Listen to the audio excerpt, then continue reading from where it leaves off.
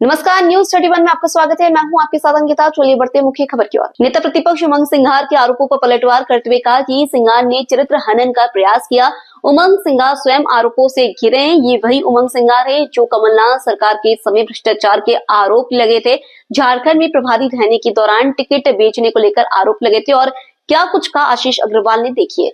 नेता प्रतिपक्ष श्री उमंग सिंघार के द्वारा पुनः चरित्र हनन का और झूठ का झुंझुना बजाने का कुत्सित प्रयास किया गया और हास्यास्पद और आत्मविरोधाभासी है कि जो उमंग सिंघार स्वयं विभिन्न आरोपों से घिरे हों, वो आज दूसरों पर आरोप लगा रहे हैं। मैं याद दिला दूं कि ये वही उमंग सिंघार हैं जो 15 महीने की कमलनाथ सरकार के दौरान अपने ही मंत्रालय में खरीद फरोख्त, ट्रांसफर, पोस्टिंग ऐसे अनेकों मामलों में करोड़ों रुपए के भ्रष्टाचार के आरोपी थे।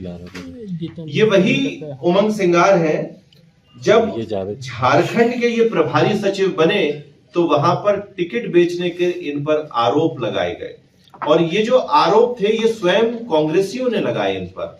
इसके बाद राहुल गांधी ने एक जांच भी की जिसमें ऐसा बताया जाता है कि आरोप इन पर सिद्ध हुए।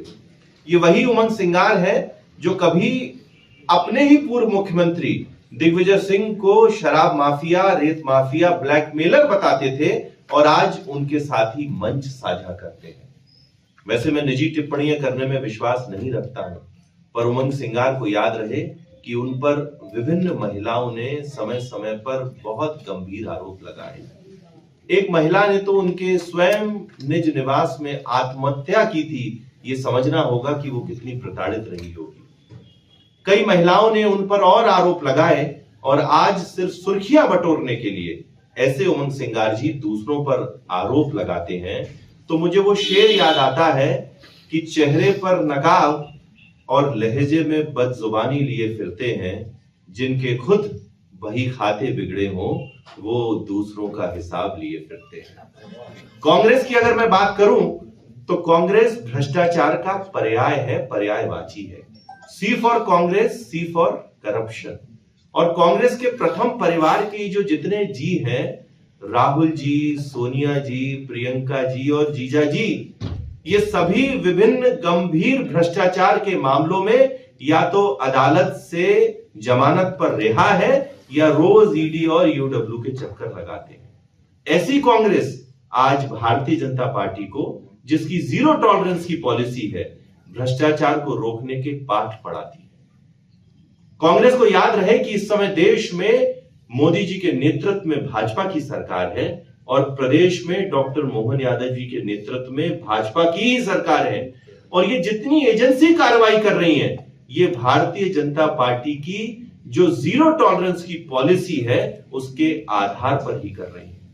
कांग्रेस को तो आज इस बात का डर है कि जो कमलनाथ सरकार के समय भ्रष्टाचार होता था ये कहीं जांच कांग्रेस तक नहीं पहुंच जाए। अगर कांग्रेसियों के पास सही में कोई आरोप है, कोई तथ्य है, कोई तर्क है, तो मैं बताना चाहता हूं कि जांच एजेंसियों को उन्हें सौंपना चाहिए। कांग्रेसियों के पास तो इतने बड़े बड़े नेता हैं, जो वकील हैं, वो अदालत का भी दरवाजा खटखटा सकते हैं, पर सिर्फ और सिर्फ राजनीतिक शिगुफेबाजी के लिए, सुर्खियां बटोरने के लिए उमंग सिंघार और जीतू पटवारी जैसे नेता आपस में ही लड़े हुए हैं। कोई कभी बाइट देता है, कोई कभी पत्रकार वार्ता करता है और नया कुछ नहीं होता। मैं बताना चाहता हूं कि दोनों जांच एजेंसियां बहुत गंभीरता से जितने भी भ्रष्टाचार के विषय उस पर कार्रवाई कर रही हैं। किसी व्यक्ति को भारतीय जनता पार्टी की सरकार के समय नहीं छोड़ा जाएगा, पर कांग्रेसी इस तरह की सस्ती लोकप्रियता से बचने का प्रयास करें और ये देश बाबा साहब के संविधान से चलता है, कांग्रेस के प्रथम परिवार के निवास से लिखी हुई किसी किताब से नहीं। इसलिए संविधान में जो जांच एजेंसियां हैं, जो न्याय प्रक्रिया है, कांग्रेस अगर कुछ उसमें सौंपना चाहती है तो सौंपे, नहीं तो स्वयं अपने आप को सुर्खियों में लाने के लिए ये जो बयानबाजी की जा रही है ये निंदनीय है। मैं पुनः बताना चाहता हूं, जीरो टॉलरेंस की नीति पर सरकार चल रही है, किसी को नहीं रोका जाएगा। अब कांग्रेस के द्वारा जो आरोप लगाए गए हैं बहुत डिटेल में तो नहीं जाऊंगा, पर मैं सिर्फ एक छोटी सी बात से बताता हूं कि कितनी आत्म विरोधाभासी आरोप कांग्रेस लगाती है। कांग्रेस की जो दस्तावेज दिया गया है उसमें एक जो नाम आता है वो स्वयं एक कांग्रेस के नेता का है और हास्यास्पद है कि उमंग सिंघार उस पर आरोप लगा रहे हैं। तो ये कांग्रेस को बताना चाहिए कि जो कमलेश बघेल है उनका कांग्रेस से क्या नाता है, वे किस गुट से आते हैं और किस गुट से अपना बैर निकालने के लिए आज उमंग सिंघार उनका नाम ले रहे हैं।